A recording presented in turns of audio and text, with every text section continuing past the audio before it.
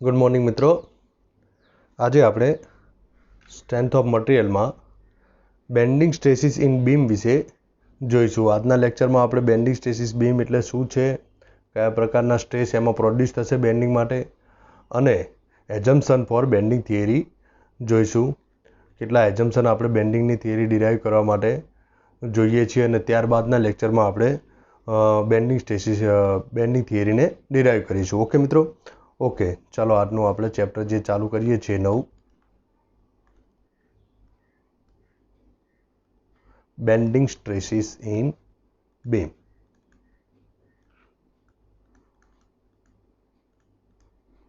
Bending stresses in beam.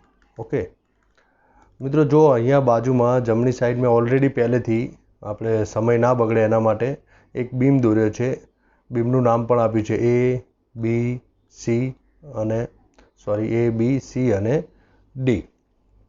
અહીંયા સૌથી પહેલાં બીમ છે અને પછી એને મેં મોમેન્ટ આપી છે. જુઓ મિત્રો, આ એક બીમ છે. ક્રોસ સેક્શન આઈધર કોઈ પણ હોઈ શકે, ચોરસ પણ હોઈ શકે, લંબચોરસ પણ હોઈ શકે, ગોળ બી હોઈ શકે, ટ્રાયેંગલ પણ હોઈ શકે, કોઈ પણ ક્રોસ સેક્શનનો બીમ હોઈ શકે. અહીંયા આપણે લોંગિટ્યુડિનલ સેક્શનની વાત છે, એટલે કે લેન્થ પ્રમાણે આ બીમની મેં તમને લોંગિટ્યુડિનલ સેક્શન અહીંયા દેખાડેલો છે. હવે જુઓ મિત્રો, કોઈ પણ બે બીમ હોય અને જો તમને કઈ મોમેન્ટ આપેલી છે, આપણે બીએમમાં આપણે જોયું હતું કઈ મોમેન્ટ છે, આ સેગિંગ મોમેન્ટ, એટલે સેક થશે અને આ રીતે થશે. જોઈએ મિત્ર, એક અત્યારે આ વર્તુળ આકારનો ક્રોસ સેક્શન છે કે જે વર્તુળ છે. આપણે એક પેન જોઈએ અને પેનને હું બેન્ડિંગ કરું છું, એ જ રીતે સેક. તો જો નીચે પ્રમાણે એ બીમ બેન્ડ થશે, આઈધર કોઈ પણ પ્રકારનો સેક્શન હોય, આ જ રીતે એ બીમનું બેન્ડિંગ તમને જોવા મળશે. અને એ સેક્શન મેં લોંગિટ્યુડિનલ સેક્શન તમને બાજુમાં દોરીને આપ્યો છે. જુઓ નીચે તો કઈ રીતે, સેમ આ રીતે આ બેન્ડિંગ મોમેન્ટ કર્યું એટલે તમને બિફોર બેન્ડિંગ કેવો હતો, હોરિઝોન્ટલ હતો બીમ, અને આફ્ટર બેન્ડિંગ એ આ રીતે સેગિંગ તમને જોવા મળશે. હવે જુઓ મિત્રો, જ્યારે તમે સેગિંગ કરશો તો જે જ રીતે આપણે પેનને કર્યું આ સેગિંગ આ રીતે દબાવ્યું, તો એના જે ઉપરનો પોર્શન છે એ કેવો થશે, કોમ્પ્રેશન, અને નીચેનો પોર્શન જે ખરો, નીચેના પોર્શનમાં શું જોવા મળશે તમને, ટેન્શન જોવા મળશે. જુઓ મિત્રો, અહીંયા તમે ઉપર જોશો તો આ જે બધા જ ફાઈબર છે એ કેમાં જશે, કોમ્પ્રેશનમાં જશે, ઉપરનું બધા લેયર, અને નીચેના બધા લેયર છે એ પોતે ખેંચાશે. જુઓ, કેમ કે તમે જોશો કે ઉપરની જે લેન્થ હતી એમાં શું જોવા મળશે, તમને ઘટાડો જોવા મળશે, જ્યારે નીચેની લેન્થમાં વધારો જોવા મળશે. એટલે નીચેનું જે પોર્શન હશે એ ટેન્શનમાં જોવા મળશે. એટલે જેમ જેમ ઉપરથી તમે નીચે તરફ આવતા જશો એમ કોમ્પ્રેશન ઘટતું જશે અને ટેન્શનમાં વધારો તમને જોવા મળશે. અને વચ્ચે જે એક એક્સિસ છે એ ન્યુટ્રલ એક્સિસ છે, ત્યાં કોમ્પ્રેશન પણ નહીં હોય અને ટેન્શન પણ નહીં હોય, કેમ કે કોમ્પ્રેશનમાંથી ટેન્શન ઝોનમાં આપણે જઈશું. આ વચ્ચેની જે લાઇન એક્સિસ જોવા મળશે કે ત્યાં તમને કોમ્પ્રેશન પણ 0 હશે ને ટેન્શન પણ 0 હશે, તો એને આપણે શું કહીએ છીએ, ન્યુટ્રલ એક્સિસ. ન્યુટ્રલ એક્સિસ એને વડે આપણે ડિનોટ કરતા હોઈએ છીએ. એનાનું મેં નામ આપેલું છે RS. હવે આ જે બીમ હતો બિફોર બેન્ડિંગ AC, હવે નવું કંઈક રૂપ લઈ લીધું છે અહીંયા નીચે આફ્ટર બેન્ડિંગ. તો એને આપણે A ડેશ વડે ડિનોટ કર્યો, C ને C ડેશ વડે ડિનોટ કર્યો, D ને D ડેશ વડે, અને B ને B ડેશ વડે મેં ડિનોટ કર્યો છે. તો બેન્ડિંગ સ્ટ્રેસીસની આપણે જો વ્યાખ્યા જોઈએ હોય તો કઈ રીતે વ્યાખ્યા થાય, the stresses caused due to the bending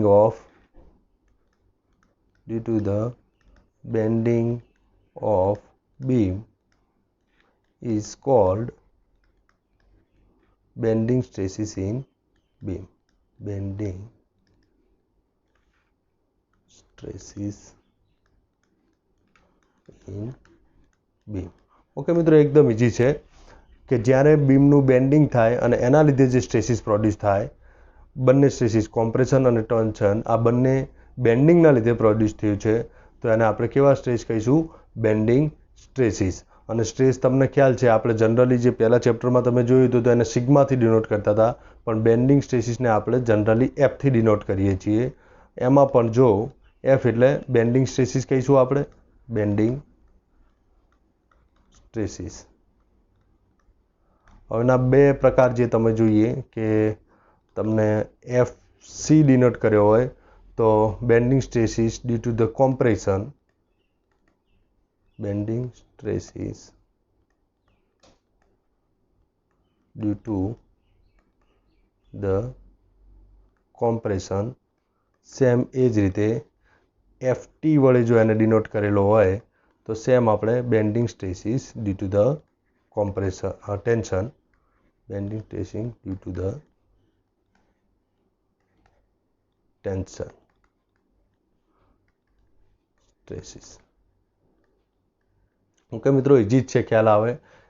general સિગ્માને આપણે સાદા સ્ટ્રેસમાં કન્સિડર કરીએ છીએ, નોર્મલ સ્ટ્રેસ કહીએ છીએ એને આપણે, અને એફને આપણે બેન્ડિંગ સ્ટ્રેસ સ્મોલ એફ વડે આને આપણે ડિનોટ કરીએ છીએ. FC વડે જો ડિનોટ થાય તો આપણે આ જે પોર્શન થયો એ કયો કહેવાશે? FC. અને આ જે પોર્શન નીચેનો થયો એ કયો કહેવાશે? FT, કેમ કે એ ટેન્શનમાં આવે છે. જે સ્ટ્રેસીસ પ્રોડ્યુસ થાય છે એમાં શેના લીધે થાય છે? ટેન્શનના લીધે થાય છે. જ્યારે અપર લેયરમાં જે સ્ટ્રેસીસ પ્રોડ્યુસ થાય છે એ શેના લીધે થાય છે? કોમ્પ્રેશનમાં થાય છે. ઓકે મિત્રો, આટલું આપણે જોયું. હવે નેક્સ્ટ આપણે જોઈએ, એના માટે સૌથી પહેલાં તો હું ઇરેઝરથી સ્ક્રીન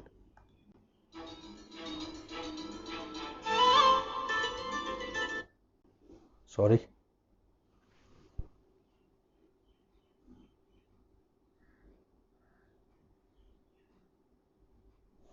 ઓકે સોરી મિત્રો.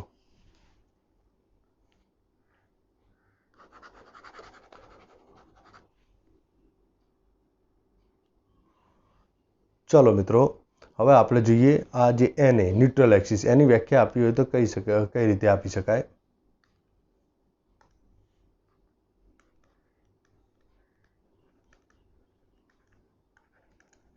ન્યુટ્રલ એક્સિસ જે આપણે RA વડે ડિનોટ કરેલો છે, તો એની વ્યાખ્યા મારે આપી હોય તો કઈ રીતે આપી શકીએ? Definition: the axis where the value of bending stresses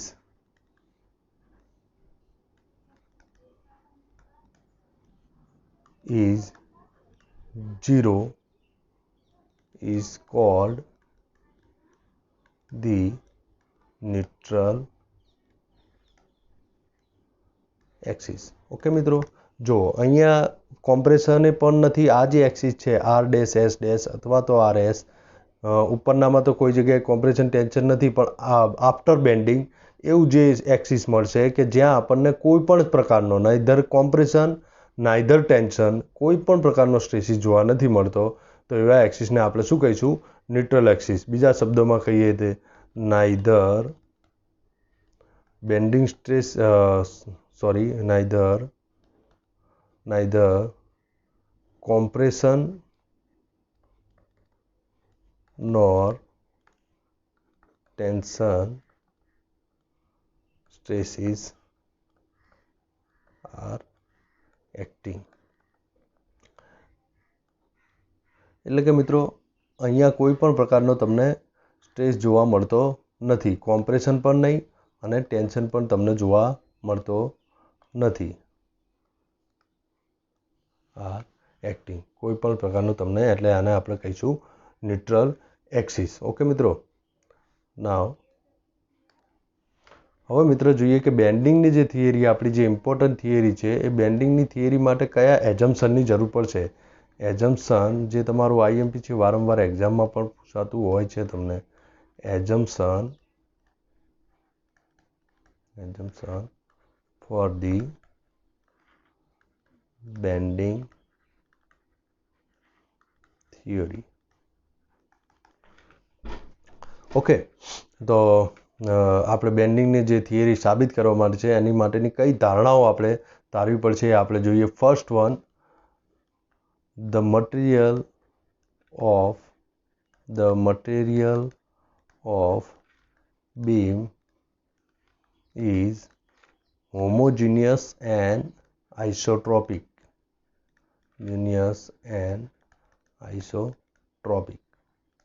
આ બે મિત્રો ટેકનિકલ વર્ડ છે, હોમોજીનિયસ અને આઇસોટ્રોપિક. એનો મિનિંગ એવું થાય, હોમોજીનિયસ મિનિંગ કે જે પણ બીમ બનેલો છે તે એક જ મટીરિયલનો બનેલો છે એવું આપણે કન્સિડર કરીશું, કે આખો જે બીમ ઉપર આપણે બેન્ડિંગની ધારણા કરશું એ જુદા જુદા મટીરિયલનો બનેલો નથી, ફક્ત અને ફક્ત કોઈ એક મટીરિયલનો બને છે એવું આપણે ધારીશું.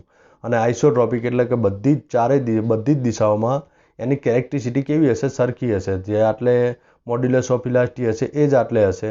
એવું નહીં હોય કે આટલે modulus of elasticity C corner આગળ અલગ હશે, બી આગળ અલગ હશે, એમ નહીં.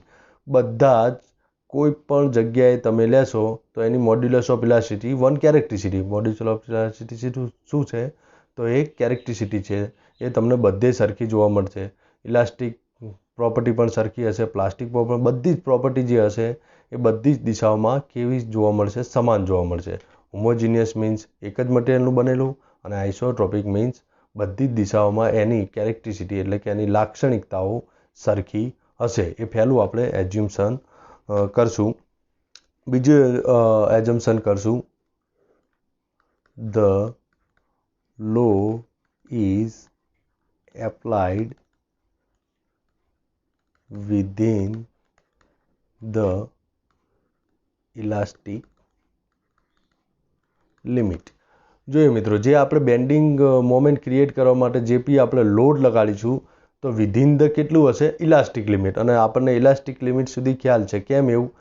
કારણ કે જો મટીરિયલ ઇલાસ્ટિક લિમિટમાં હશે તો એના સ્ટ્રેસ અને સ્ટ્રેઇન બંને કેવા હશે?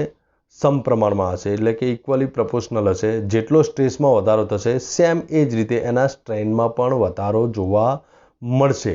એટલે આપણે જે લોડ આપીશું એ વિધિન ધ ઇલાસ્ટિક લિમિટ આપીશું, એનાથી વધારે લોડ આપીશું નહીં.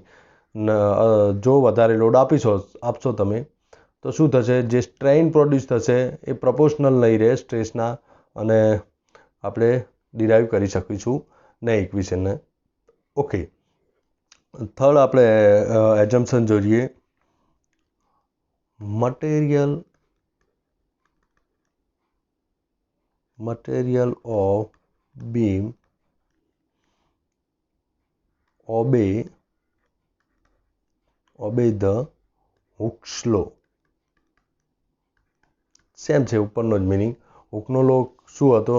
Stress is proportional to strain, અને વિધિન ધ ઇલાસ્ટિક લિમિટ આપણે આપીએ છીએ લોડ, તો સેમ હુક્સનો લો એ ફોલો કરશે. અહીંયા સ્ટ્રેસને આપણે શું કહીશું? એફ. તો એફ ઇક્વલ ટુ ઈ, અને એફ બી પણ આને કહેતા હોય છે stress due to the bending. F B stress ચાલે છે સ્ટ્રેઇન. ઓકે, ફોર્થ વનની વાત કરીએ મિત્રો. Fourth assumption, transverse section remain horizontal before and after bending. આપણે જોયું કે ઇલાસ્ટિક લિમિટ સુધી જ આપણને એને લોડ આપેલો છે. તો ચોથું એઝમ્પશન આપણું એવું છે, આ જે આપણો ટ્રાન્સવર્સ સેક્શન છે, તમે જ્યારે લોડ આપો છો ત્યારે એ બેન્ડ થાય છે, અને જ્યારે લોડ રિમૂવ કરશો તો ફરીથી એ પોતે રિવર્સ આની આ પોઝિશન એટલે કે હોરિઝોન્ટલ પોઝિશનમાં આવી જવો જોઈએ. એટલે જ આપણે ઇલાસ્ટિક લિમિટ સુધી લોડ આપવાનો છે. સેમ એ જ વસ્તુ કહેવા માગે છે, transverse section remain horizontal before and after bending. એટલે કે બેન્ડ થયા પહેલાં પણ એ હોરિઝોન્ટલ છે, અને બેન્ડ થયા બાદ આ બે આફ્ટર બેન્ડિંગ છે. બેન્ડ થયા પોતે ફરીથી પોતાની પોઝિશનમાં હોરિઝોન્ટલ પોઝિશનમાં આવી જાય છે. ઓકે મિત્રો, આ સ્ક્રીન થોડી ઇરેઝ કરી દઈએ છીએ આપણે વધનું લખાણ માટે. ચલો મિત્રો, fifth assumption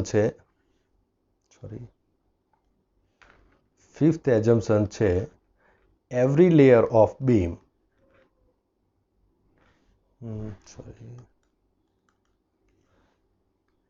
every layer of beam are free for expand and contract, which means એટલે કે આપણે કઈ રીતે જો અહીંયા ઉપર એક લેયર છે, નીચે લેયર છે, આ એક આખા હોરિઝોન્ટલ લેયરથી આખી એક બીમ બનેલો છે.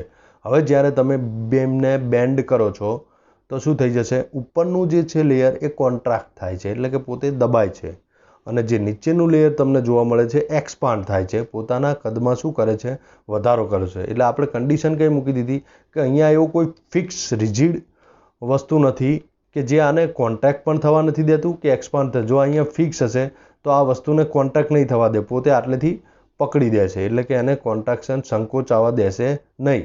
જ્યારે નીચે પણ જો ફિક્સ હશે તો એ પોતે અહીંયા બહાર આવવા દેશે નહીં, એટલે કે એને ટેન્શન એટલે કે એક્સપાન્ડ પણ નહીં થવા દે.